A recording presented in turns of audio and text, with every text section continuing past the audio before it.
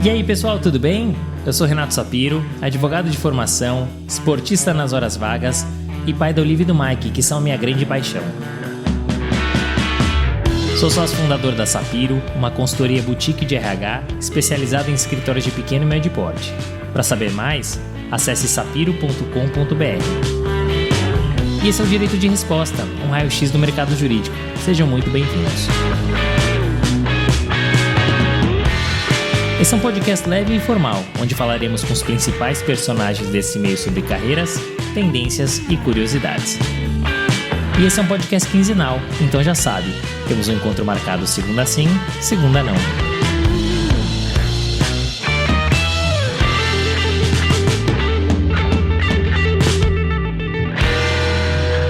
Natália sempre teve um propósito claro em sua vida: melhorar a sociedade por meio da administração e das políticas públicas. E Natália enxergou na faculdade de Direito a oportunidade de alcançar o seu objetivo. Coincidentemente ou curiosamente, a sua trajetória profissional foi se desenhando de tal forma que, olhando para trás, todos os pontos se conectam. O propósito foi alcançado. Mas engana-se quem acha que Natália se dá por satisfeita. Natália é uma profissional corajosa e movida a desafios. E nesse episódio, ela conta cada movimento que fez, os riscos que assumiu e os desafios que encontrou. E como eu sei que vocês gostam, histórias e conselhos é o que não faltam. Aproveite! Natália é formada em Direito pelo Mackenzie e possui uma especialização pela Unicamp, além de outros diversos cursos. Começou sua carreira na antiga BMF Bovespa, atual B3. Passou por um escritório boutique e de lá foi para um dos maiores bancos de investimento do mundo, o Bank of America. Após mais de 8 anos, abraçou um projeto ousado e audacioso e assumiu a diretoria jurídica e gestão de riscos da Nomad, onde vem ajudando a transformar o mercado. Mas melhor que ouvir de mim, vamos ouvir dela. Senhoras e senhores, estamos chegando no finalzinho da 4ª temporada do Direito de Resposta e eu estou muito feliz em receber essa convidada que eu já conheço de longa data e tem uma trajetória muito legal e vai ter muita coisa para contar pra gente, que é a Natália Haddad Rodrigues. Ela é diretora jurídica na Nomad, ela vai contar um pouco da história dela. Episódio número 93. Nath, obrigado por ter aceitado o convite, prazer enorme te receber. Renato, muito obrigada pelo convite, é um prazer estar aqui. É até curioso, porque a última vez que a gente conversou foi sobre carreira, né, no processo de headhunting que me levou até a Nomad, né, onde você foi o condutor. Então, acho que para mim é um prazer contar para você também como tem sido esses 2 anos. Certamente foi uma escolha muito feliz e você participou. Então, muito grata por estar aqui. Muito bacana. Então, assim como os ouvintes, a minha vantagem em relação aos ouvintes é que eu conheço até 2 anos atrás. E agora você vai me atualizar, por mais que a gente tenha falado nesse meio tempo, vai me atualizar um pouquinho da tua história na Nomad. A tua carreira, Nath, é uma carreira bem estruturada e sólida. Você tem uma vivência ampla no mercado financeiro, com passagens por empresas e também por escritório de advocacia. Essa sua trajetória, ela foi planejada? Caso contrário, quais eram os seus outros objetivos? Ela não foi planejada de maneira alguma. Até a minha entrada no mundo do direito, ela não foi exatamente planejada, porque eu gostava muito de administração pública, muito de temáticas regulatórias relacionadas à infraestrutura, funcionamento, né, de sistema financeiro, funcionamento da sociedade em si, e acabei fazendo direito como uma alternativa à administração pública na época. Eram 2 ideias que eu tinha, mas sempre pensando com esse olhar de estruturas sociais, né? Então, eu fui para o direito já com essa vontade de entender como é que funcionava, né? Como é que a gente estava se organizando como sociedade, quais eram as ferramentas que a gente tinha. Eu tinha muito interesse por políticas públicas, era uma área onde eu já tinha algum engajamento. Então, quando eu entro no mercado financeiro, é a partir dessa perspectiva. Eu queria entender como é que era esse negócio, né, que interfere tanto na organização social, é tão importante no nosso dia a dia, mas que ao mesmo tempo tem uma complexidade bem relevante, um ambiente árido pra gente, né? Acho que no Brasil o letramento sobre mercado financeiro, ele é baixo, né? A quantidade de informação que a gente recebe na educação básica. E isso me levou a trabalhar na Bolsa. Eu queria entender o que faziam lá, como se organizavam, por que esse negócio era tão grande, por que ele existia no mundo todo, entender o impacto disso na vida das pessoas. Acho que eu fui muito com essa cabeça e eu não esperava que eu ia gostar tanto. Então, acho que no primeiro momento eu entro para aprender, entender como é que as coisas estão funcionando no mundo, por que isso recebe tanta atenção, né, tanto incentivo, por que está no centro da economia esses arranjos de bolsa, né? Eu tinha muita curiosidade de entender essa dinâmica de mercado secundário das companhias abertas. E quando eu vi, acabei passando quase 5 anos lá e tive a oportunidade de desenvolver muitos projetos legais, assim, de parcerias com bolsas estrangeiras, de estar atuando junto com o mercado para entender as dinâmicas de fomento, né, do mercado de capitais no Brasil. Tive a oportunidade de estar próxima ali da CVM, da Ambima, de outras organizações associativas para entender as narrativas do mercado, construir consenso, a gente pleitear melhorias. Acabou sendo uma experiência muito engrandecedora, assim. E eu entendi ali que essa visão regulatória que a gente adquire, né, por meio da formação jurídica, ela era uma grande aliada transformacional, assim. Ela podia ser muito propositiva, se bem instrumentalizada.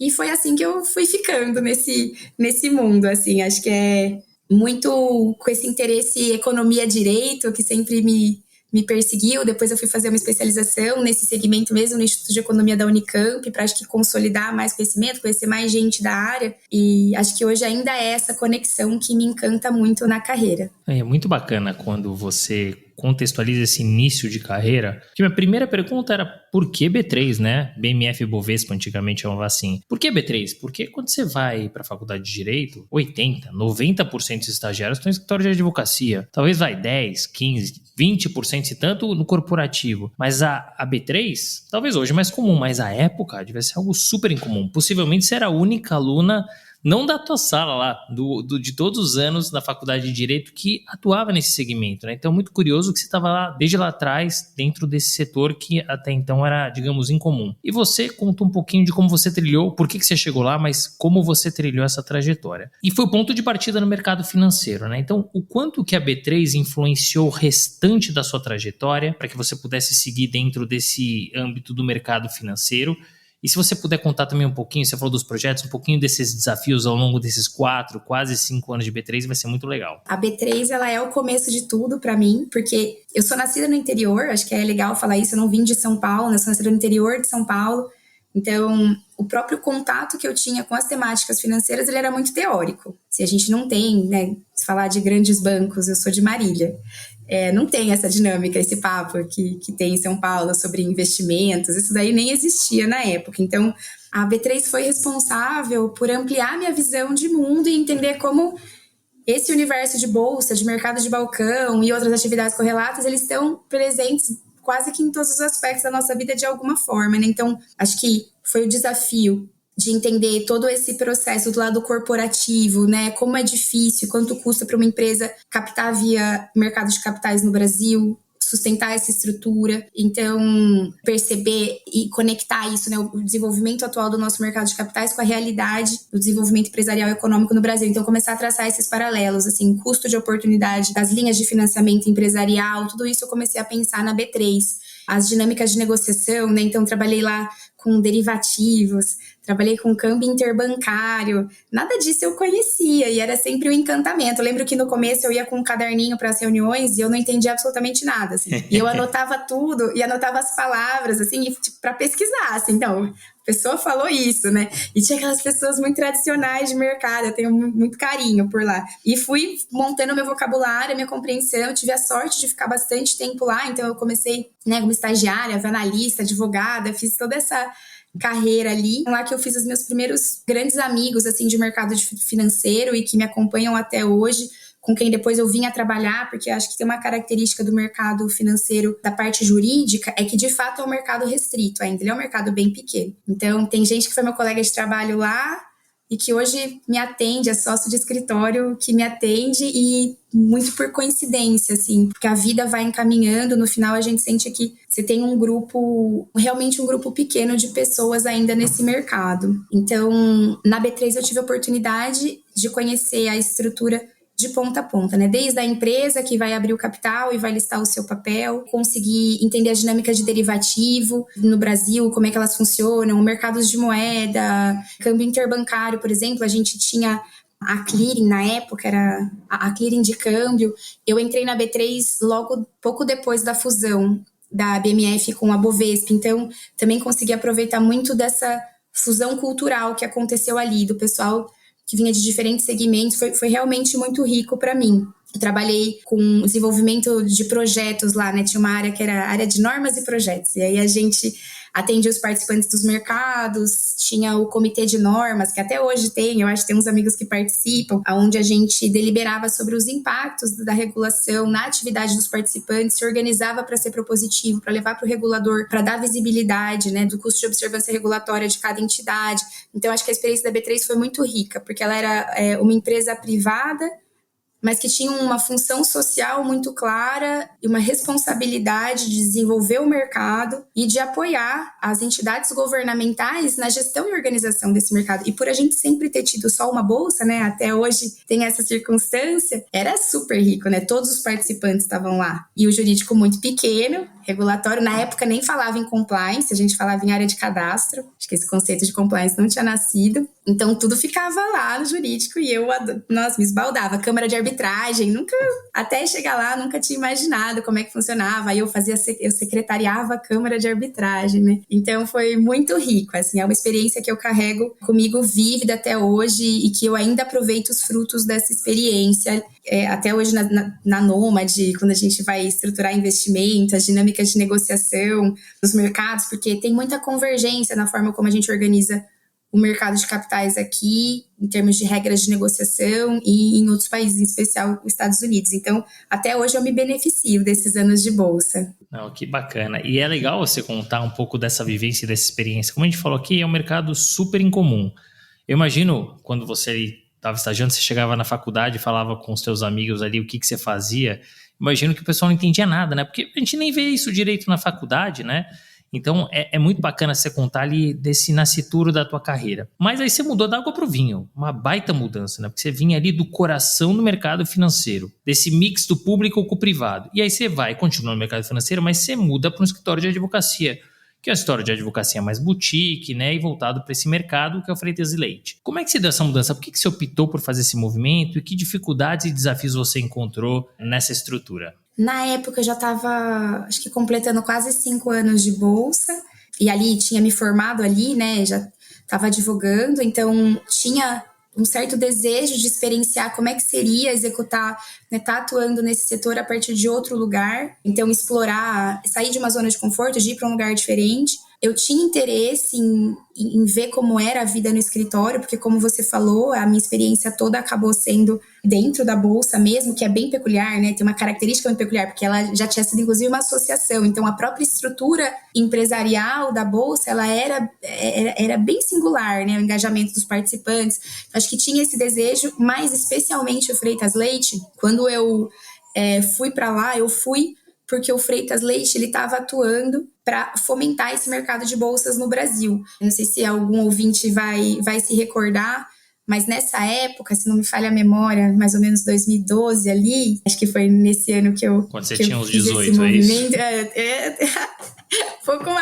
Pouco mais. O Freitas Leite ele estava atuando muito forte em parceria, inclusive com uma bolsa americana que queria vir para o Brasil, e ele estava patrocinando essa causa até hoje, né? Um escritório muito atuante em desenvolvimento de mercado internacional. E uma pessoa que tinha trabalhado na bolsa comigo tinha ido para lá tocar esse projeto e me convidou e falou, vamos fazer isso, né? Vamos construir outra bolsa. Aí eu falei, nossa, que isso aí é maravilhoso, né? O que é melhor do que trabalhar numa bolsa? Vamos construir outra bolsa. Mas não foi isso que aconteceu, né? Na época, esse projeto ele tinha um alto nível de incerteza, porque a gente tinha todos os desafios de novos entrantes para a entrada de novas bolsas no Brasil, que até hoje, né?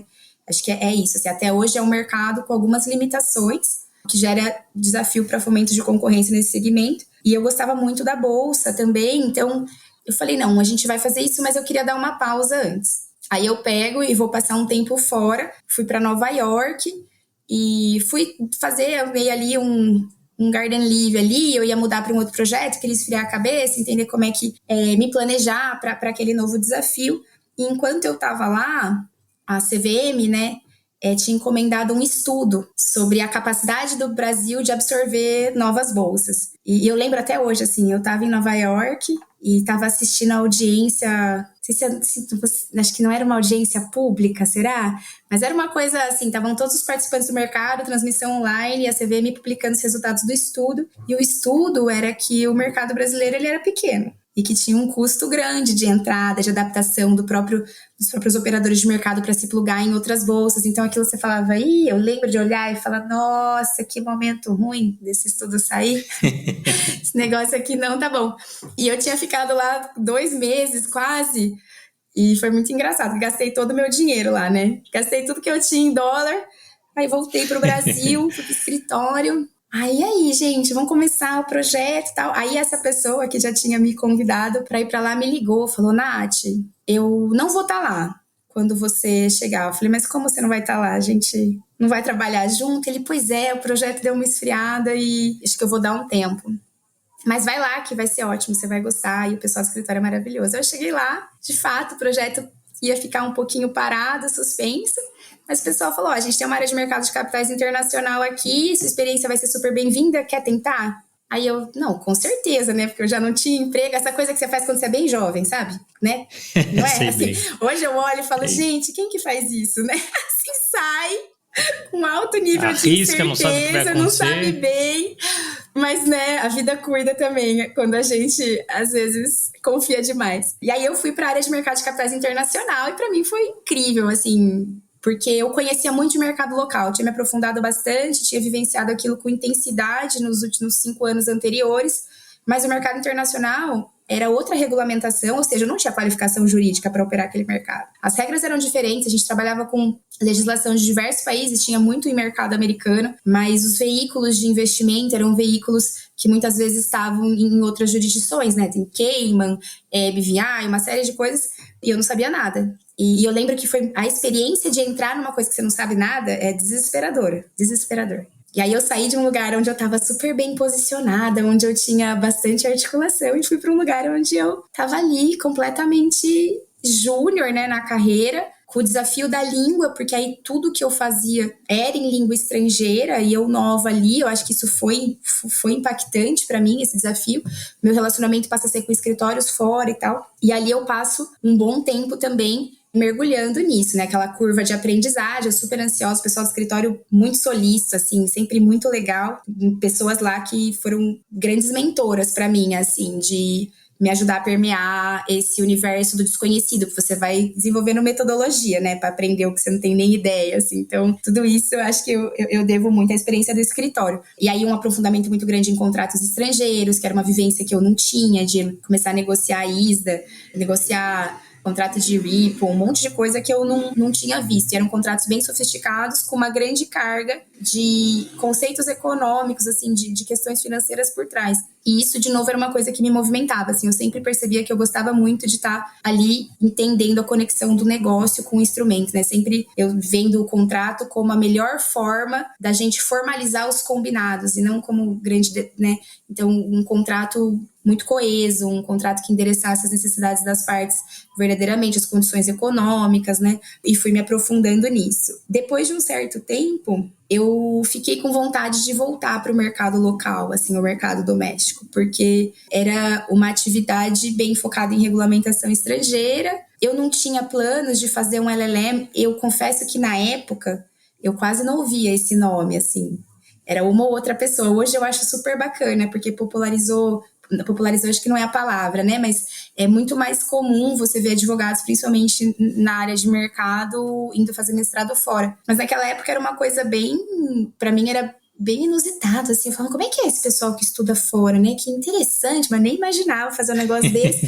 Eu falava, poxa, eu tô aqui me formando, né, num mercado internacional, mas eu gosto muito de Brasil, assim, essa coisa, né? E volta na conversa de infra, queria estar fazendo alguma coisa mais conectada com o que a gente está construindo aqui, estar mais engajada nas discussões locais. E aí surge a oportunidade de eu ir para o Bank of America. De novo, a partir de uma pessoa que tinha trabalhado comigo na Bolsa, né? Pra você ver como a Bolsa ela foi me nutrindo o tempo todo ali. Aí tava tendo um processo lá, o pessoal falou, vem aqui participar. Eu falei, gente, será? Bank of America, banco de investimento. Na época, também tinha a fama do Merrill Lynch, era uma fama de muita intensidade, né? E eu lembro de questionar, assim, poxa, eu vou para um banco de investimento? Porque o escritório já tinha uma rotina intensa de trabalho, né? A gente atendia clientes que tinham operação fora, então você tinha a disponibilidade era algo muito importante. E eu falei, poxa, eu vou migrar para um banco de investimento, será que eu tenho coragem? A palavra era essa mesma, assim. Será que eu tenho coragem? E eu não tinha com quem conversar, Renato, porque tirando os meus amigos de bolsa, na minha cidade, até hoje ninguém sabe o que eu faço. Entendeu? O pessoal só fala, a Nath é advogada. É advogado de banco, essas coisas. É porque é isso, assim, é um trabalho tão técnico que a gente faz, então esse desafio de não ter interlocutores, né? E aí eu ia recorrer à minha rede, assim, o que as pessoas pensavam e tal. No final, deu super certo, né? Eu lembro de fazer o processo de entrevista e ser uma coisa muito impactante, assim, de eu olhar e falar, não, eu acho que eu quero estar aqui, sabe? Quero estar com essas pessoas, assim, para mim era um outro nível de instituição. Se você for pensar que eu tinha saído da bolsa, que era originária de uma estrutura associativa ali, que tinha um papel muito claro no mercado de conciliação de interesses públicos e privados, aí eu vou para o escritório, onde eu vou estar direto no cliente, tentando realizar a vontade do cliente, né, por meio das ferramentas jurídicas e regulatórias. E aí eu vou para um banco de investimento que tem o seu próprio interesse, inclusive, envolvido ali na operação. Então é um monte de conciliação, né? O Bank of America é um banco múltiplo com uma série de carteiras. E foi assim que eu fui para lá. E lá fiquei 8 longos anos até eu conhecer você, não é mesmo? É, muito bom, e a gente vai chegar lá, mas uma das coisas que me gera curiosidade é isso, Nath, porque você vende uma B3, aí você vai para uma boutique, de repente você cai no banco de investimento, um dos maiores bancos do mundo, se não me engano, o segundo maior dos Estados Unidos. Cultura americana, uma estrutura enorme. Como é que foi essa sua adaptação? Como é que foi aquele comecinho? E você falou de 8 anos, né? Que desafios que você encontrou ao longo desse período? Mas o que a gente mais gosta aqui, isso é ouvinte, você sabe, histórias. Traz uns bastidores pra gente, por favor. Para mim era todo um mundo desconhecido. Eu não tinha essa vivência do que era estar nesse lugar, num banco internacional. Não tinha referência, assim. Isso acho que foi a primeira coisa. Então eu vou ali sem saber o que eu vou encontrar. Não tinha nenhuma ideia. Não tinha nem ideia do tamanho da estrutura naquele momento. Porque quando você fala, é um grande banco, você imagina a coisa, mas a hora que você vivencia o que é estar numa instituição, poxa, que tem uma gestão matricial super forte, que tem presença no mundo todo, operação global, e aí você está conversando com o seu par na Ásia para entender o que você faz para o investidor que a gente representa em várias pontas do mundo. Assim, é um negócio, minha cabeça, né, o negócio, a cabeça explodia, assim. Acho que os grandes desafios eram tentar entender aonde você podia contribuir e entender em quais momentos você precisava recorrer às outras áreas ali, aos seus pares em outros lugares. No começo, né, uma sensação de incerteza, assim, de porque, poxa, era tanta coisa, era tanto produto diferente.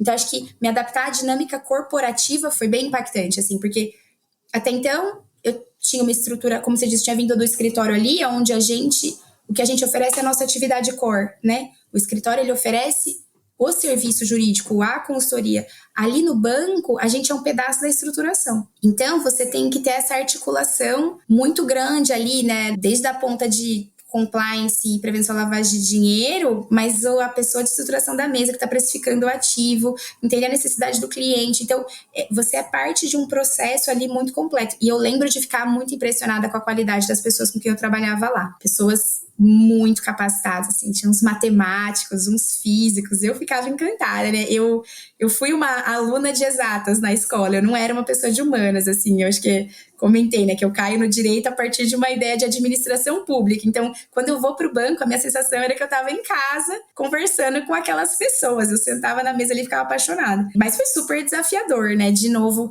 aí eu já tinha aceitado essa dinâmica de internacionalização na minha vida. Eu percebi que eu queria ver, eu queria trabalhar fazendo essas conexões. Isso tinha ficado muito claro para mim. Eu gostava muito da busca por conciliar esses interesses entre outros países, sempre tive uma veia um pouquinho acadêmica, assim, então conseguir explicar brasileiro para estrangeiro era muito legal, e aprender como é que funcionava nos outros países também era muito legal, e tudo sempre me voltava para a infraestrutura, que era a minha área do coração. E fui ficando, assim, eu entrei, o jurídico era bem pequeno, então eu cobri quase todos os produtos do banco, assim, dentro do departamento jurídico. E teve um momento muito legal também, onde eu consegui desenvolver um projeto dentro do banco de diversidade voltado para a mulher, que foi a partir de uma experiência que eu tinha tido pessoal, porque eu estava buscando uma promoção na época, né? E o banco era uma grande instituição. E tinham processos ali que não eram muito claros para mim, né? São processos, acho que você vai saber melhor do que eu, que nem sempre um processo de promoção, ele é categórico, né?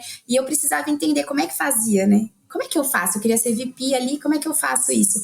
E uma antiga executiva, por muita sorte, tomou um café comigo na Copa e me veio assim, eu vou falar com ela sobre isso, né? E eu falei para ela, ai, tudo bem, poxa, sei, a conversa surgindo lá, e eu falei pra ela, olha, eu tenho tanta vontade, né, de ser VP ali, como é que será que isso acontece aqui no banco? E ela, você falou com a pessoa certa, eu vou te contar aqui como é que acontece. E ela me deu um coach, assim, de como que eu tinha que apresentar o meu trabalho, porque eu trabalhava muito, demais, assim, trabalhava.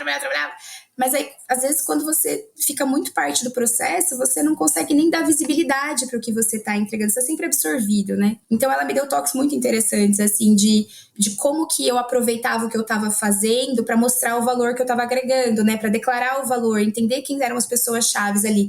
O banco me ensinou, acho que no Bank of America, as dinâmicas políticas, assim, para mim, elas foram muito ricas. De entender, de influenciar, sabe? As dinâmicas de influência dos tomadores de decisão. Isso eu tô falando aqui no negócio de carreira, mas isso vai virar depois dinâmica de estratégia corporativa, né? Como é que você direciona o planejamento para atingir as coisas que você tá buscando. E aí eu tive essa experiência super positiva, ela me deu o dever de casa lá, fiz tudo que ela me falou, fui promovida. Aí a hora que eu fui promovida, eu falei, não, isso aqui é maravilhoso, você jura? Porque eu não tinha trabalhado mais. Eu tinha só apresentado de forma muito consciente e consistente o trabalho que eu vinha fazendo. E foi muito rápido, foi bem interessante, assim. Acho que, lógico, por um lado, o negócio já estava indo super bem, mas eu sabia que tinha feito a diferença aquela conversa. E aí eu tinha uma mentora, essa vantagem do banco. Na época eu tinha uma mentora de Londres, que era uma MD lá, e eu falei pra ela, olha, aconteceu um negócio maravilhoso aqui, eu tava pleiteando essa promoção, e aí eu recebi um coach de uma colega aqui, e foi estratégico pra mim, eu acho que outras mulheres deveriam ter acesso a isso. Aí ela falou, Natália, a gente tem um programa aqui nos Estados Unidos que chama Power of Ten, que são círculos de mulheres e que a gente se reúne da empresa para compartilhar a nossa visão de carreira, compartilhar as nossas experiências e realmente construir, né, ajudar as mulheres a construírem uma carreira sólida, atingir os objetivos. Eu falei, não, é isso, vamos fazer esse negócio aqui no Brasil, botar essa mulherada junto, porque a gente precisa se ajudar, né, aumentar a representatividade. E aí a gente começa esse projeto, no começo conseguimos um MVP lá no RH, me deram um dinheirinho para fazer uns cafés da manhã, sabe, um negócio bem simples assim, a gente montou o primeiro grupo, era eu e mais 9 mulheres, e não, vamos fazer. E foi maravilhoso, assim. Todo mundo ficava muito animado, a gente fazia, se não me engano, era uma reunião mensal, uma coisa bem simples. Era uma reunião mensal,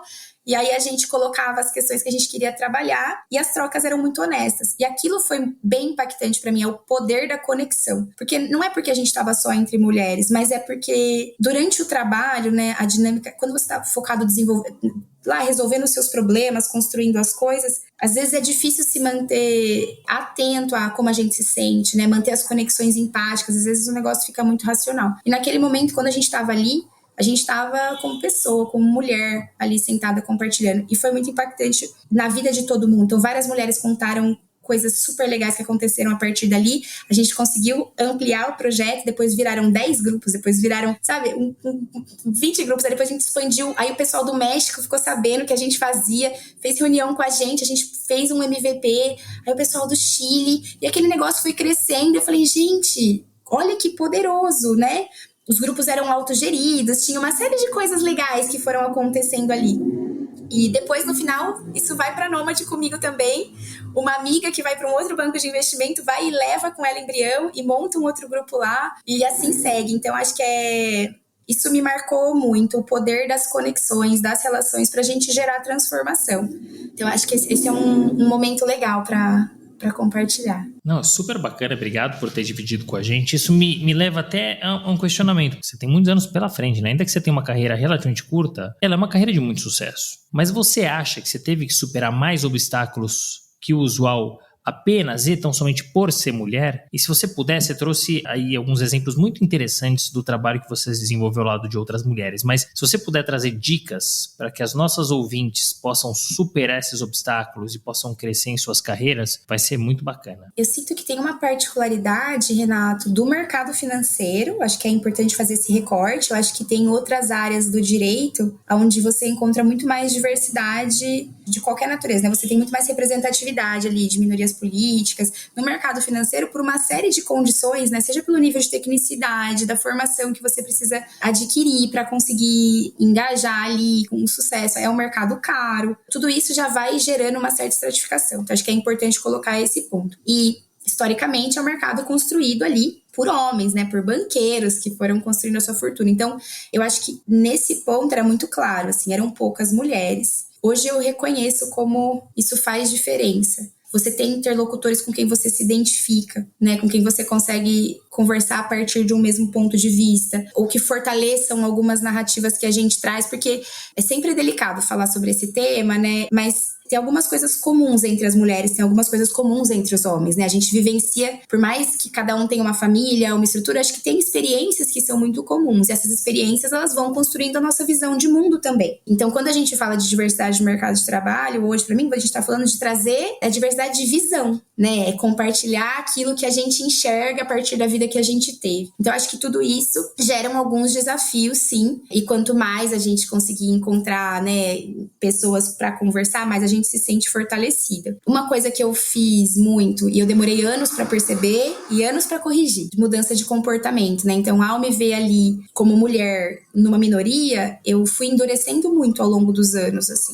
para conseguir, acho que buscando convergir na conduta de alguma forma, nos discursos. Então, eu lembro de ficar bem dura. E eu demorei para perceber que eu tinha ficado, porque é de pouquinho, né? Você trabalha muito, são longas horas, só convive com aquele pessoal. E aí, um belo dia, assim, até a minha família falou pra mim: nossa, Nath, você tá tão dura, né? Você era tão interna, assim. E eu falei, eu acho que eu tô mesmo, né? E o Power of 10, ele é esse lugar onde eu consigo voltar. A partir de conseguir ter uma reserva pra mim, porque aí eu só tinha colegas de trabalho, a maioria era homem, consequentemente a maioria dos meus amigos também eram homens, né? E a minha família nunca foi de São Paulo, então isso acaba se retroalimentando. E aí nos encontros mensais do Power of 10 ali, onde eu sentava com 10 mulheres, 1 hora por mês, aquilo já me botou em contato de novo com as qualidades que a gente tinha em comum, com as características que a gente tinha em comum, com as experiências que a gente compartilhava, e aí eu consegui resgatar isso. Então, acho que uma experiência que as ouvintes podem considerar o nosso diferencial é esse elemento de singularidade. Então, se manter fiel a você, ao invés de buscar se adequar tanto, buscar se comunicar, buscar se expressar de uma forma que o outro entenda. Muito mais do que buscar ser como o outro para participar. Assim, eu acho que isso foi uma grande lição. E ter coragem. Acho que coragem, ainda hoje, é a palavra que me acompanha. Porque o que eu senti na minha vida, talvez isso ressoe para você também, é que conforme você vai ficando, né, mais sênior na carreira, você vai assumindo mais desafios, maior é a quantidade de coisas que eu não sei, que eu não consigo controlar e que eu tenho que lidar. E eu tinha uma ilusão de que não era assim que funcionava, que você ficava extremamente onisciente, que uma hora você sabia de tudo, você entendia tudo, e era aí que você assumia, né, posições estratégicas mais direcionais. E aí a vida foi acontecendo e eu falando, não, mas como é que é isso aqui? Eu não sei se eu sei tudo isso. E demorou bastante para eu aceitar que não saber ia ser uma realidade. Porque a verdade é que quanto mais as pessoas vão confiando em você, mais elas vão te colocando pra fazer coisas que você não sabe fazer. Porque elas acreditam que você vai dar um jeito, né? Eu acho que sei lá, uma carreira de sucesso, eu acho que é uma carreira de muita confiança. Onde eu tive a sorte de me encontrar, do ponto de vista pessoal, com o tema que eu trabalho. E consegui ter muitas oportunidades de trabalhar em projetos legais e ter construído relações de confiança muito fortes ali com as pessoas, com os clientes, e que foram me levando para outros lugares, né? Então, eu acho que a honestidade, ela é muito importante. Parece meio óbvio isso, né? Mas a honestidade intelectual, inclusive, sabe? Porque para mim, hoje, se eu vou contratar alguém, eu falo, olha... Uma das coisas que eu sempre falo em entrevista, talvez eu não devesse, você pode me falar que eu não deveria falar isso. Eu falo, olha, eu não preciso que você saiba tudo, mas eu preciso que você me avise quando você não souber. Porque se você não souber, não tem problema, a gente busca um complemento. Se você fizer algo que você não sabe, a gente pode incorrer num risco operacional, é um negócio que eu só vou descobrir daqui a muito tempo. Super legal o que você traz, Nath, e eu acho que essa questão da confiança, ela resume tudo. Eu tive a oportunidade de ler o livro do CEO da Disney, do Bob Iger, e como é que ele chegou ao cargo de CEO? Ele não tinha essa experiência. As pessoas foram dando oportunidades para ele porque ele se mostrava uma pessoa com vontade de aprender, aberto a se desenvolver, né, aberto a sair da zona de conforto, porque, poxa, sair da zona de conforto é difícil, hein? Tá ali bem, tranquilinho, ótimo. Mas se você quiser ir além, você precisa sair da zona de conforto. E é muito curioso você trazer que quanto mais você cresce, quanto mais sênior você fica, menos você sabe, né? Porque o normal é as pessoas falarem o contrário, né? Quanto mais eu cresço, mais eu sei. E não, né? Porque você vai pegando outras coisas que você nunca viu na sua vida. Então é muito interessante você contextualizar. E eu acho que a confiança, ela diz muito. E você tá certíssima, Nath. Eu acho que você tem que fazer exatamente o que você tá fazendo. A reunião ou a entrevista, ela é o ponto de partida de um relacionamento. É o alinhamento. Se você não tiver alinhado ali, depois fica muito pior. Então eu trago o exemplo até de um casamento. Quando você casa e você não conversa sobre ter filhos, e lá na frente uma pessoa quer ter e o outro não quer, faltou alinhamento, é o fim de um casamento. Então, o alinhamento, ele parte ali na entrevista, é muito legal você trazer isso, e tem que ter, falar, poxa, Renato, honestidade intelectual. Nos dias de hoje, infelizmente, a gente tem que falar mesmo, sabe? Tem que ter transparência, tem que ter ética, parece o óbvio, mas infelizmente nos dias de hoje não é, né? Então, muito legal você trazer esse exemplo. Você conhece a Sapiro? Nós somos uma empresa focada no mercado jurídico, especialmente em escritórios de advocacia de pequeno e médio porte, e que tem 2 pilares, recrutamento e consultoria. Acabando este episódio, acesse sapiro.com.br e saiba como podemos te ajudar. Nath, 8 anos de Bank of America. Você tira ali um suco, né? Um extrato.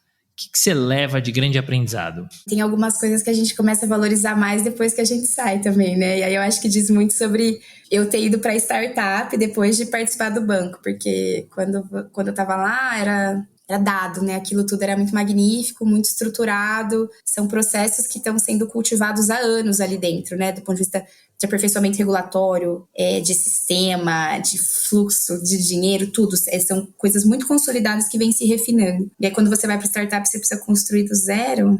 Você fala, nossa, ainda bem que eu fiquei lá, olhando esse negócio há anos a fio. Agora eu sei como é que faz.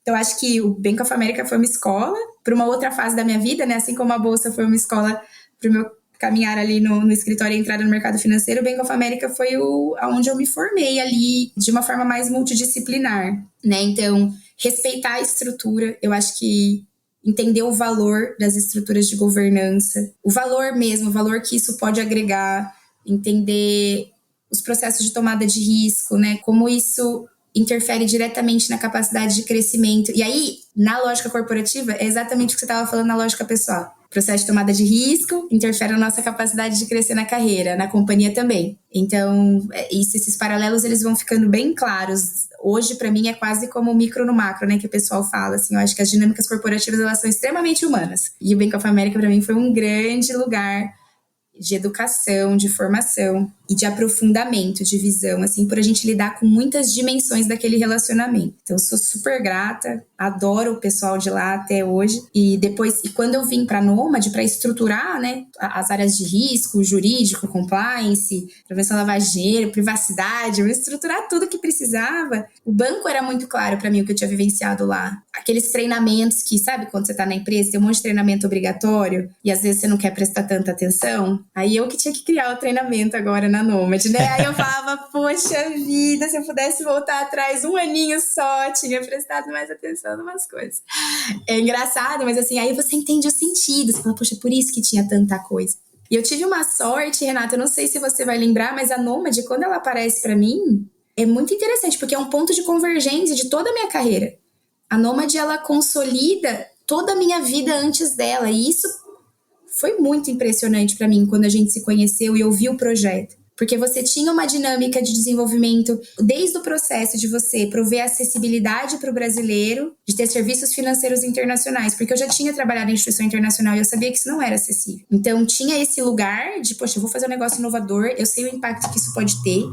Aí, né, numa visão mais jurídica, era um mercado de câmbio, que eu já tinha visto interbancário na bolsa, aí depois fui trabalhar com a mesa de câmbio no banco, e agora vamos montar aqui uma operação dentro de um aplicativo. Então, desde esse componente até o mundo de investimentos, né, a gente estruturando uma plataforma de investimento ali super embrionária. Eu lembro quando a gente lançou a plataforma de brokerage, assim, tudo do zero, assim, e eu pegava cada fragmento do conhecimento que eu tinha adquirido, os caminhos que eu conhecia, eles já estavam pavimentados porque eu tinha percorrido eles na minha vida antes, né? Então foi muito mais fácil, eu acho, para mim, para eu assumir esse lugar lá. E eu fiquei encantada com o projeto porque parecia isso, parecia que eu ia concluir, de certa forma, um movimento de carreira, sabe? Poxa, eu vim aqui aprendendo, construindo com as pessoas e agora eu vou poder colocar a minha visão sobre esses processos, né? Eu vou poder ser a pessoa que vai sugerir como é que a gente vai fazer, que vai construir essas alianças, que vai construir essa governança que eu vim vivenciando há tanto tempo.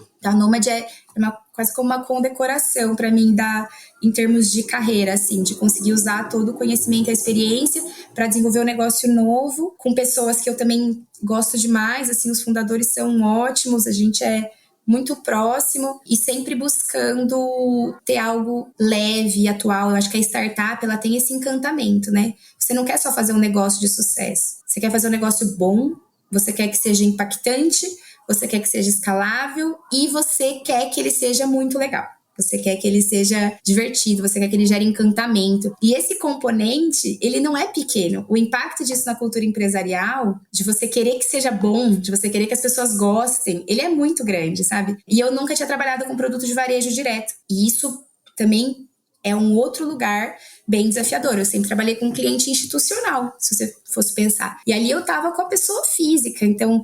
Poxa, como é que a gente dá conta, assim, são milhões de usuários. Nunca tinha tido milhões de clientes, né? E milhões de usuários que você tem que adequar a comunicação para se relacionar com eles, que você tem que assegurar que eles estão compreendendo o seu produto, você tem que assegurar que eles entendem a proposta de valor e que as interfaces que você está criando para ele usufruir são satisfatórias. O mercado de varejo, eu acho que ele coloca a gente numa posição de servir muito grande, porque quando você está no mercado institucional, as pessoas elas estão falando de igual para igual. No mercado consumidor, você está servindo de fato aquilo, né? Você quer que o cliente goste, você quer que ele use, a maior proposta a maior conquista é o reconhecimento do cliente. Então tudo isso foi muito, muito especial para mim, assim, de consegui, parecia que eu estava voltando para o começo da minha carreira de certa forma, onde eu voltei a me relacionar com as pessoas, né? Então, se antes eu queria entender o impacto da economia na sociedade, agora eu estava podendo, a partir da Nômade, entender, me relacionar com a sociedade a partir de um produto financeiro que eu mesma ajudei a desenvolver. Então, foi muito bom. Tem sido muito legal. Nath, isso é a coisa mais bacana para um headhunter. Você colocar a pessoa num lugar onde ela se sente desafiada, onde ela se sente parte, onde ela engaja, onde ela se sente feliz. Então, isso é muito legal, né? E não é nenhum jabá, não. É do coração. Isso é legal. É mexer com uma vida humana, é mexer com pessoas. Você impacta, não é só a vida profissional da pessoa, você impacta a vida pessoal. Não tem essa separação. As coisas, elas se interligam, né? E a época, eu me lembro... Quando eu olhei o teu currículo, eu falei, será que eu falo com a Nath? Porque, pelo amor de Deus, ela tá num banco gigantesco, né? Um super banco. Por que será que ela vai olhar para uma startup? Puta, projeto legal, mas é um mercado tradicional. A Nômade, ela vai ter que enfrentar o mercado, vai ter que ajudar nessa transformação. Será que ela vai topar? E uma coisa que eu aprendi como headhunter é, o não você já tem, tente. E, graças a Deus, eu tentei e funcionou. E você... teve mais uma vez coragem, porque é preciso coragem para abandonar um banco do porte do Bank of America para se arriscar, para entrar numa startup que na época tinha 2 anos, que de novo ia tentar transformar um mercado que é super tradicional e cá você está. 2 anos. Como é que foram esses 2 anos? Se você puder contar um pouco dos desafios, principalmente nessa mudança ou nessa tentativa de mudar o mercado e trazer essa acessibilidade para a sociedade. Acho que o meu principal desafio mudando ali foi aprender a me comunicar com aquele público interno. Eu entendi a linguagem, porque eu sabia de mercado financeiro, mas eu não sabia nada de tecnologia. E isso era muito claro para mim. E aí eu vou para uma empresa de tech, onde quem constrói o produto é tech.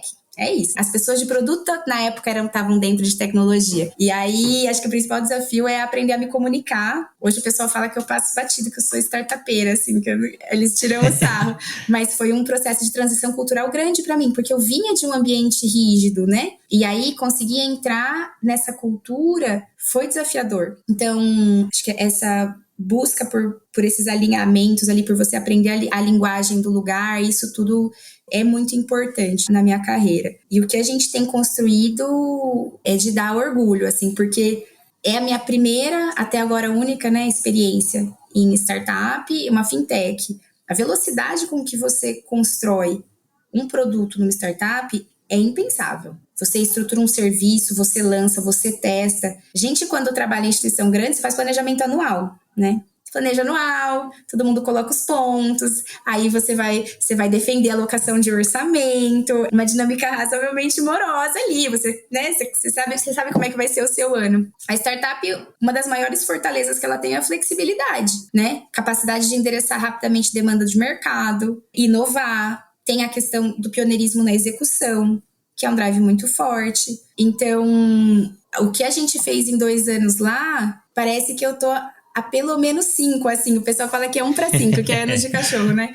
O pessoal outros fundadores que eu fui conhecendo ali, é muito intenso, Renato, assim, então a sensação é que a gente, e como você tá de fato construindo a plataforma, a sensação de pertencimento, ela é inegável, né? Você tá construindo, você tá ali, às vezes tem um problema num sistema, aquilo impacta todo mundo, e eu cubro a área de riscos no geral, então eu acabo tendo pontas de contato com todas as áreas todos os dias, né? Eu acho que isso foi um movimento muito legal para minha carreira, assim, conseguir expandir para uma área de gestão de riscos ali, gestão de riscos corporativos, gestão integrada de risco. Isso tem sido bem gratificante, assim, cada vez mais conseguindo convergir o que a gente enxerga em estratégia, né? Conseguir convergir as oportunidades que você vê numa estratégia clara de negócio, assim, essa parte de planejamento, direcionamento, tudo isso tem sido muito bacana para mim. E com rapidez de tomada de decisão, porque no final a gente está ali entre a liderança executiva e a gente precisa se convencer, a gente se convenceu, a gente faz. E isso é mágico, assim, você está numa estrutura, anteriormente estava acostumado com a estrutura onde você vai pleitear uma coisa, aí você vai fazer um comitê, aí você vai aprovar com a matriz, aí a matriz tem que aprovar com outra pessoa de outro país, e aí volta, né? Foi 1 ano, né?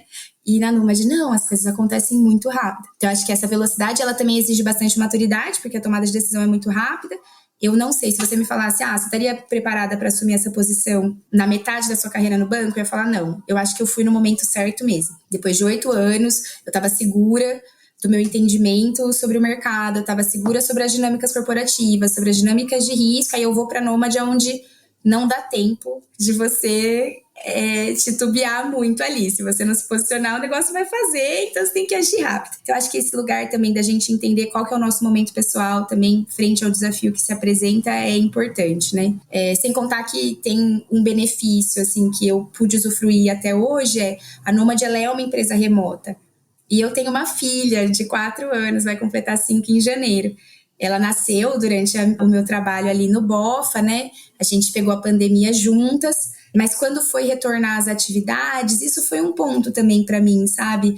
Eu, como uma mãe de mercado financeiro, talvez alguém se identifique, eu nunca tive a expectativa de ver minha filha crescer. Horroroso isso, né? Mas eu era muito claro, eu era bem pragmática. Não, trabalho muito, chego em casa à tarde, saio cedo, vou ver pouco, mas um dia vai ficar tudo bem, isso vai passar, tá? E aí, quando teve a pandemia, eu me vi olhando ela pequenininha, crescendo, aprendendo a andar dentro de casa, ouvi o chorinho, assim, né, acordando. São coisas pequenas, mas que a maternidade foi algo transformador na minha vida, acho que vale pontuar. Maternidade, para mim, é uma das, se não for a melhor, assim, acho que ela me transformou como pessoa, me transformou como profissional. Eu gosto muito mais da pessoa que eu sou hoje, assim, eu sou muito grata à Tereza por ter me revelado esse espaço, assim, na minha vida. Isso foi um dos pontos também para vir para a Nomad, assim, e não só para a Nomad, mas para considerar olhar para os novos mercados. Eu percebi que eu acreditava num modelo diferente de trabalho, que aquilo começava a fazer sentido para mim. E aí, quando a Nomad trouxe essa oportunidade, foi um ponto que contou também. Eu ia poder permanecer com a minha família, né? Eu já tinha mudado de São Paulo. Então, isso foi algo que fez bastante sentido e me ajudou muito a tomar a decisão. Eu ia desenvolver um produto que eu queria, do zero, porque eu já tinha tentado desenvolver alguma coisa do zero lá atrás, não tinha dado certo, eu tinha muita vontade, né, de construir. Então, eu ia conseguir desenvolver um produto do zero, ia poder ter mais tempo com a minha família, ia para a área de tecnologia, que era uma área que eu tinha muita admiração, porque, poxa, de novo, né, inegável como a tecnologia modela o comportamento, modela o desenvolvimento econômico, modela as cidades. Acho que dentro desse meu interesse genuíno de infra, a tecnologia tinha virado um novo símbolo. Então, a Nomad juntava tudo isso. E hoje eu trabalho de casa, é muito gostoso, eu vejo ela crescer e eu tenho oportunidade de proporcionar isso para o meu time também, quem tem família. Eu acho que com o tempo, outras coisas vão ficando igualmente importantes, assim. Eu acho que hoje o que a gente conseguiu construir na Nômade em termos de cultura é um time coeso, é um time que cresce rápido, a gente tem várias ferramentas de trabalho que permitem uma otimização, né, da gestão dos projetos de forma assíncrona, o time é super disponível, mas a gente se vê como pessoa muito profundamente, assim, e a gente aprendeu a criar essas conexões mesmo no ambiente remoto. E aí você tem gente trabalhando de tudo quanto é canto, é super legal, assim, né? Você tem uma pessoa que está trabalhando de Portugal, você tem outra pessoa que é um colega seu que vem pouco aqui, que está morando em Miami. E isso te faz pensar na sua própria vida, né? Poxa, então como é que é isso? Eu posso estar em outro lugar? Será que eu quero? Será que eu não quero? E você poder proporcionar isso para as pessoas, né? Você vai contratar. A gente, naturalmente, por ser um ambiente de tecnologia, as pessoas são jovens, né? Empresa de tech, startup ali, entra muita gente nova, e hoje eu vejo como para essa geração mais nova, as estruturas corporativas tradicionais, elas soam um pouco opressoras. Eu tenho amigas que seguem em banco ali, e hoje tem mais dificuldade de contratar, porque as pessoas vão buscando estrutura de trabalho mais flexível. Por óbvio que cada um tem a sua preferência, né? Tem gente que gosta de estar todo dia ali no escritório, eu acho super legal, mas para mim, pontualmente, já me satisfaz. Não, super legal o seu relato, e eu acho que é isso, uma conjuntura de fatores, né? E você vai colocando na balança e vai sopesando. E você sabe que quando você fala sobre essa geração, eu sempre fico muito em dúvida, né? Porque também é fácil a gente criticar a geração. Assim como a gente pode criticar gerações que vieram antes das nossas. Mas de alguma maneira a gente precisa se relacionar. Talvez seja a maior dificuldade hoje se relacionar com a geração Z, porque eles têm um mecanismo e um modus operandi diferente. Eles não estão certos ou errados, eles são diferentes e tudo bem. Como é que vocês fazem, em especial você que é uma gestora, para lidar, e não especificamente só com a geração Z, mas com as gerações que são as diferentes da nossa? É uma ótima pergunta. A gente sempre está buscando formas de se conectar, né, com as pessoas, porque no final é sobre, eu sinto que é sobre isso, é sobre a gente encontrar o discurso comum, encontrar o que conecta a gente pra gente conseguir desenvolver um projeto junto e isso ser muito gratificante. E o desafio, eu acho que é quando você fala do criticar, né, na verdade a gente só olha e fala, poxa, essa pessoa ela não tem os mesmos incentivos que eu tinha. Quais são os incentivos dela? Porque eu quero ela comigo, eu preciso. São jovens talentos, são pessoas que precisam tomar o nosso lugar. Na verdade, é isso, né? Você forma time pra pessoa tomar o seu lugar. É isso, você vai fazer outra coisa, os anos vão passando. Então, a gente precisa deles. Assim, a gente quer essa galera trabalhando com a gente. Eles precisam vir pra cá. E como é que a gente entende essa persona? Né? Entende essa persona, entende quais são os incentivos dela, qual que é a narrativa, qual que é o sistema de trabalho. Eu acho que tudo isso é muito importante para um ambiente como o nosso, onde a gente contrata muito. Então, a gente não consegue fazer isso só pontualmente. A gente precisa endereçar isso estruturalmente na companhia. Né? Esse ano a gente está abrindo 100 vagas. Olha isso. Uau! Vocês já estão em quantas pessoas? A gente está batendo quase 400 pessoas agora no final do ano. E vão vir mais 100 vagas, ou seja, 25% da tamanho da companhia. Então você pensa nisso, né? Não adianta eu ser uma boa gestora e eu ter uma entrevista legal. Eu preciso que todo o nosso plano de carreira seja legal. Eu preciso que a forma como a empresa se posiciona seja legal. Eu preciso que as pessoas queiram vir para cá.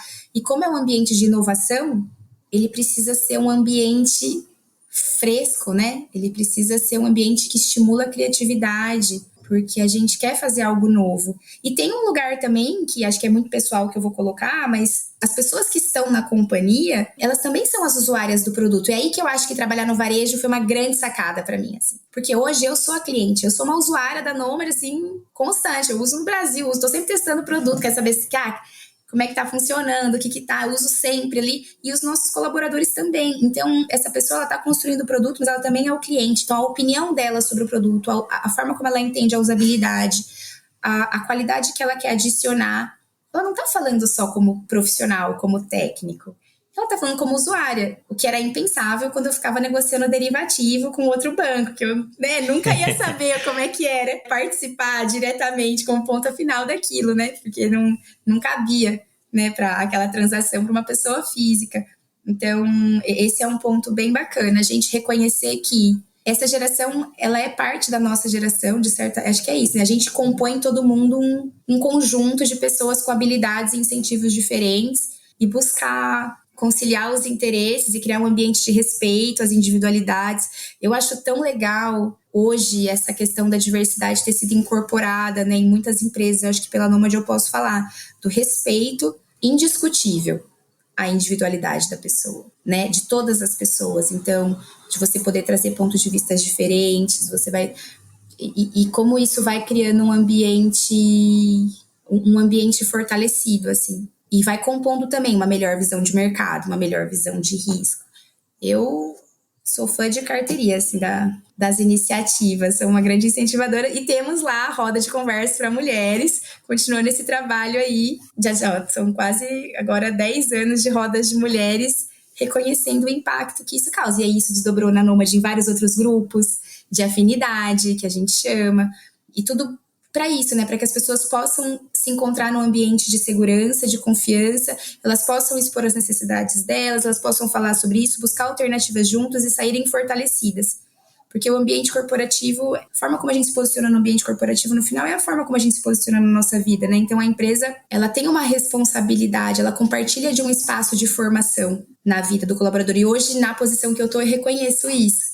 Acho que antes não era tão claro, hoje eu reconheço como as decisões que a gente tomar em termos de cultura, modelo de trabalho, qualificação, treinamento, tudo isso vai moldar a vida dessa pessoa dali para frente. Não, é isso, e não tem como separar o pessoal do profissional, né? As coisas são interligadas e uma impacta na outra. E eu adorei a tua resposta, porque é muito difícil falar sobre outras gerações, né? E é muito fácil, como eu disse, você criticar, mas eu acho que tudo na base da comunicação, né? E de entender, né, o que é importante para o outro, né? E na medida do possível, também tentar trazer aquilo para o outro, né? Porque assim todo mundo vai remar para o mesmo lado e todo mundo motivado e feliz. Mas, Nath, isso é imparável, né? Não basta você liderar um time na Nômade, tentar transformar o mercado. Recentemente você assumiu mais 2 posições, né? Uma como assessora no Conselho de Desenvolvimento Econômico, Social e Sustentável da Presidência da República, e outra como conselheira na TI, que é uma... Me diga depois se eu falei errado o nome, hein?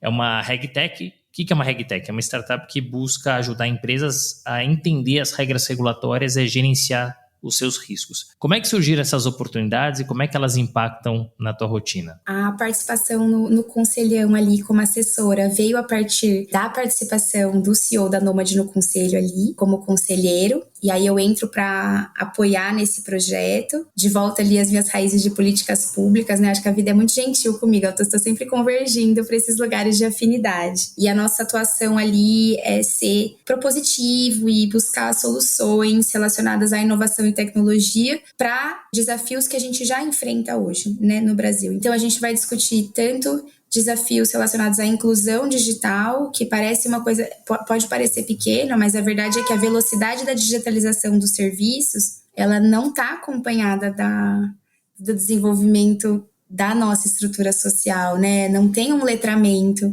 não tem uma acessibilidade proporcional. Então isso vira realmente uma questão de política pública aqui que a gente vai fazer. Acho que dentro do mercado financeiro é bem claro, as soluções de aplicativo, elas estão substituindo as agências físicas, por exemplo. Só que o Brasil é grande demais, né? E tem regiões em que você não vai ter o mesmo acesso de internet que a gente tem. E essas pessoas, elas precisam ser atendidas. Então a gente tem espaço. A gente vai discutir tanto pautas de acessibilidade, inclusão digital, como de fomento econômico para esse segmento.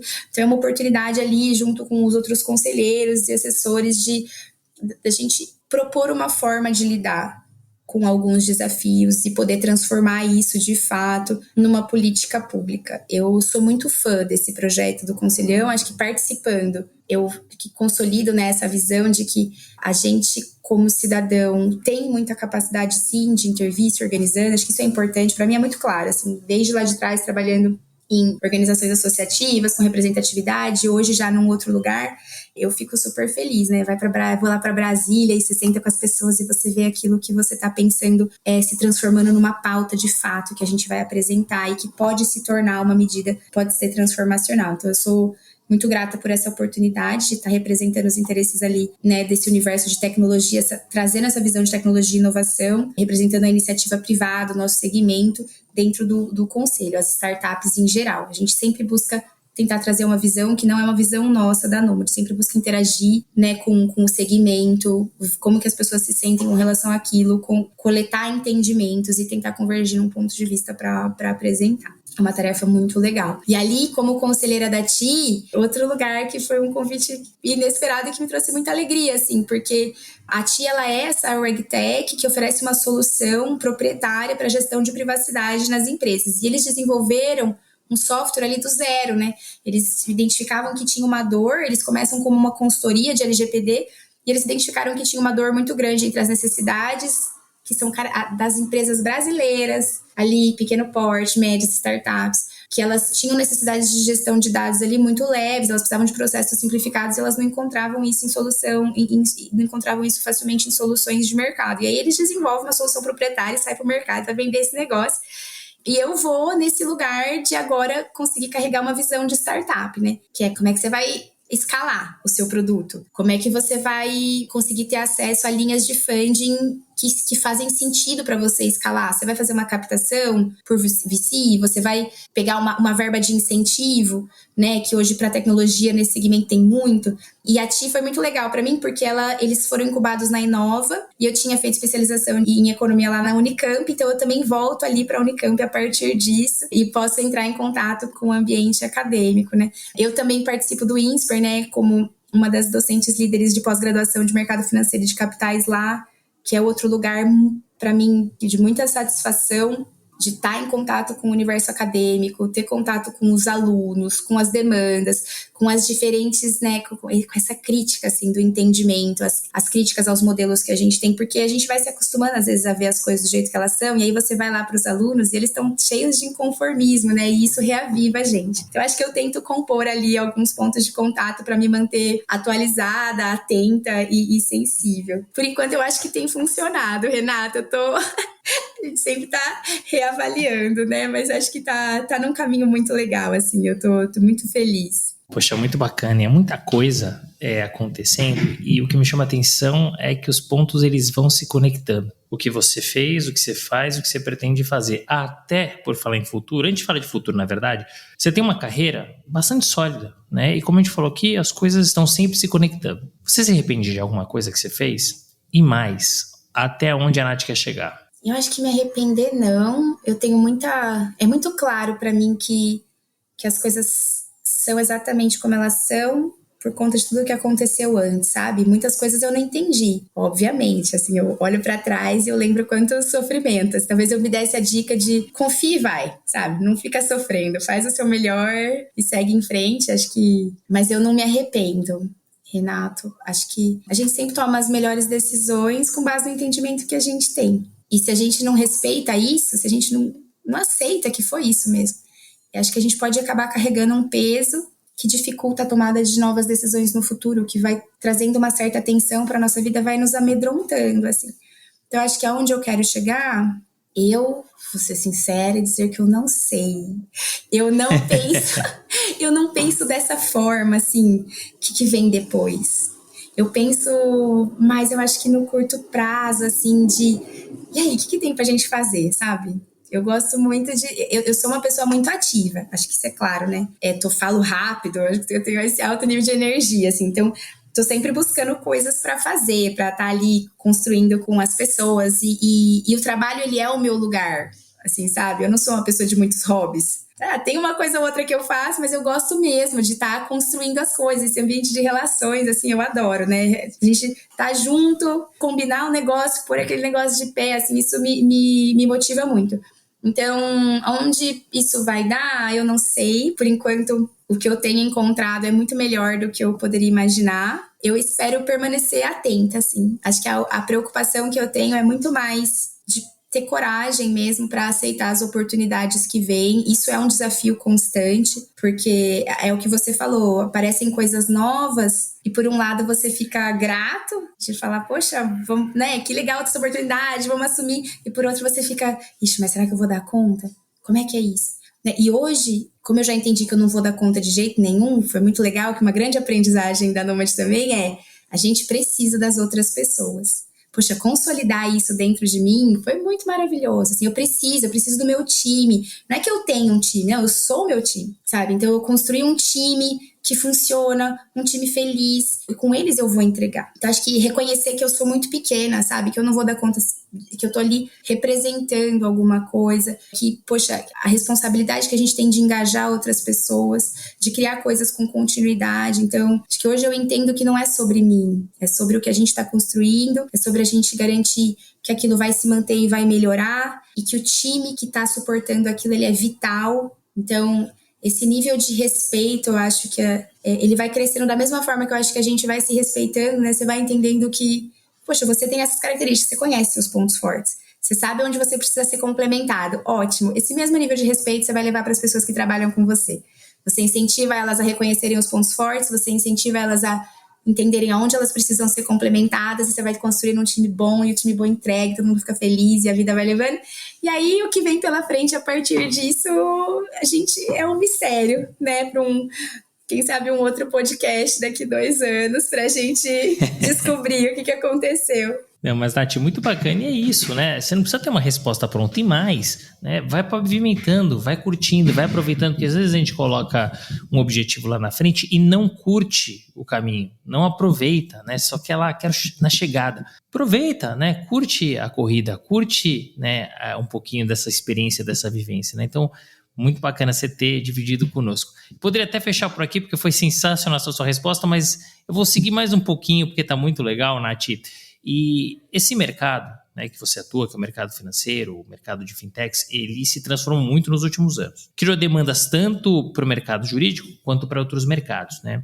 Para aqueles advogados e advogadas que querem aproveitar e surfar essa onda, o que eles precisam fazer para se preparar e atuar nesse mercado? Eu entendo que essas mudanças regulatórias que estão acontecendo agora, né, de consolidação, de marco legal, renovação, né, poxa, mudança de regulamentação cambial, uma série de coisas que estão acontecendo no sistema financeiro agora e que oportunizam muito a entrada desses novos profissionais, porque eles vão estar aprendendo junto com as pessoas que já estão aqui. E isso faz diferença, né, na formação profissional. Então, você poder estar partindo de um mesmo lugar ali com pessoas mais experientes no nível de troca. Eu acho que o cenário ele realmente é muito favorável para o desenvolvimento de carreira nesse segmento, nesse momento. O que eu tenho visto nos últimos 5 anos de mudança no cenário regulatório em geral, né, para mercado financeiro, a gente não vi nos 15 anos de carreira. Assim.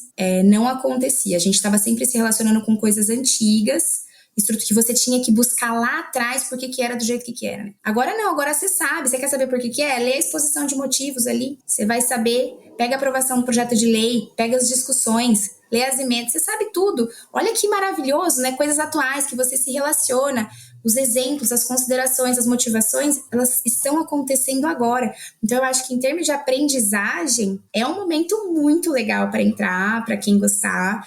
A gente precisa de gente que goste, gente interessada, assim. É um mercado muito vivo, com bastante complexidade. Então, para quem é curioso, eu acho que vale a pena dar uma olhada, sabe? É um lugar com zero estagnação. E nesse cenário de inovação tecnológica, né, que veio para ficar, soluções por aplicativo de celular, isso não volta, né? Isso só fica mais abstrato ainda, né? Só vai pro metaverso. Então, eu acho que tudo isso vai gerar novas ondas de transformação. Então, a gente tá passando por uma onda grande agora, daqui a pouco vai acontecer de novo. E daqui a pouco vai acontecer de novo.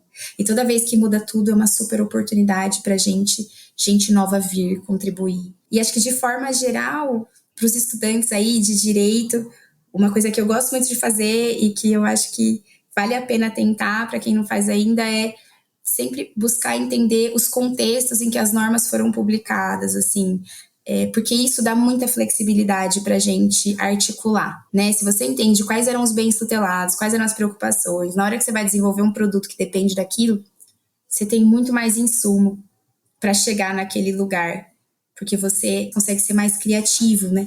Você sabe o que você precisa proteger. Então, acho muito bacana. E eu espero que muitos novos estudantes de direito venham para o mercado financeiro, ajudar a gente a criar valor, ajudar a gente a democratizar o acesso a serviço, democratizar o entendimento. A exclusão desse mercado gera consequências muito sérias, né, para a população. É importante que a gente trabalhe na construção de ferramentas, no desenvolvimento de serviços ali que vão permitir que a sociedade, de alguma forma, acompanhe as mudanças que vêm por aí. E aí, eu, obviamente, acho que o direito é a peça fundamental para que isso possa acontecer e se consolidar. E é isso, as oportunidades estão aí, as mudanças elas são benéficas, a gente gosta sempre de olhar o lado ruim, né? Tá meio vazio o copo, não, tá meio cheio, né? Poxa, numa mudança tem oportunidade, sempre tem, né? Então ouçam a Nath, né? Porque as chances de ingressar num mercado como o financeiro, que é um mercado tão bacana e inovador, estão aí. Você já trouxe um conselho sensacional, mas sobrou algum para os nossos ouvintes? Que conselho você traria para fechar esse episódio tão bacana? Acho que é confiar no processo. Confiar e seguir, fazer o seu melhor, mas sem tentar controlar tanto, né? Eu sinto que o controle, para mim, eu tô sempre tentando abrir mão do controle, tentando abrir mão da necessidade de controle para que eu realmente consiga fazer outras coisas. Então, e a gente nunca tem controle, a verdade é essa, né? A gente nunca tem, mas a gente vai criando alguns artefatos para que a gente sinta de que sim, a gente está interferindo diretamente, mas no fundo a vida é muito grande, né? Ela é muito maior que a gente. Então, confiar, se dedica, faz com o coração, não fica num caminho que você não gosta. Eu acho que isso também é uma coisa que eu vou falar para minha filha, assim, com certeza, que é vai aonde tem coração, sabe? Vai aonde faz sentido para você, porque quando faz sentido é muito gratificante. O que você falou, que não tem o profissional e o pessoal. Não tem mesmo. É sempre você, é sempre a sua vida, é sempre o seu tempo que você está alocando ali. Então, quando você desenvolve um trabalho, que você se identifica, que você sente que você consegue, contribuir com a sua visão, que você consegue usar suas características pessoais, você consegue expandir os seus conhecimentos, amadurecer, isso eu acho que é gratificante e é essencial para uma vida feliz, assim, né? Uma carreira feliz. Poxa, bacana. Fechamos com chave, não é nem de ouro, de diamante esse episódio. Pô, que conselho legal. Muito obrigado, Nath. Olha, eu já te conhecia, sabia que ia ser um papo super legal, leve, cheio de informação, histórias, muito divertido, e de fato foi. E quem ganha são os nossos ouvintes. Então, olha, muito obrigado por ter aceitado esse convite e por participar do Direito de Resposta. Eu que agradeço, Renato. Tudo de bom para você. Parabéns pelo podcast, eu sou fã. Acho muito bacana, acho que é sempre legal ouvir a história de vida de outras pessoas. Eu encontro bastante inspiração e espero encontrá-lo numa outra oportunidade. Fim de papo. Se você gostou, recomenda para seus amigos. Se não, fala comigo que eu quero te ouvir. Até a próxima.